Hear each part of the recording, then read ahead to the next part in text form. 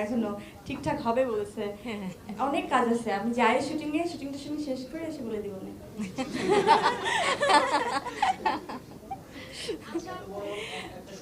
শোনো, পুরো একদম শুরু থেকেই আমি যেহেতু সাথে আছি, প্রত্যেকটা স্ক্রিপ্ট যখন যেরকম ভাবেই হবে।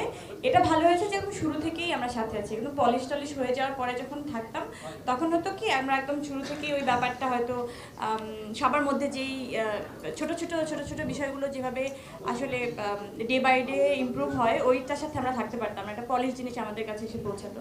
তো আমি খুবই হ্যাপি যে একদম শুরু থেকেই আমি আছি এটার সাথে।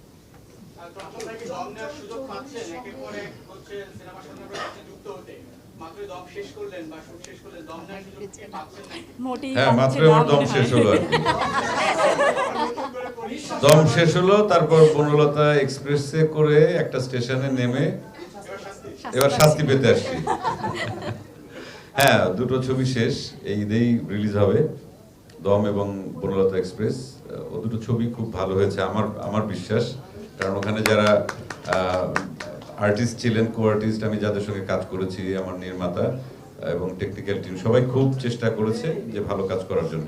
তবে একটা কথা আমাদের বিশ্বাস করতেই হবে, আমরা অন্য কোন দিকে কতটুকু আমরা এগিয়েছি সেটা আমরা জানি না, এটা প্রশ্ন সাপেক্ষ, কিন্তু সিনেমা, ওটিটি এগুলোতে কিন্তু আমরা অনেক দূরে গিয়েছি। এবং এটার পেছনেও কিন্তু আমি যে বারবারই বলছি, আমাদের দর্শক, আমাদের প্রডিউসার, আমাদের ডিরেক্টর, আমাদের কলাকুশলী, আমাদের অভিনেতা অভিনেত্রী, সর্বোপরি আপনারা যারা আমাদের সবসময় সাথে থাকেন।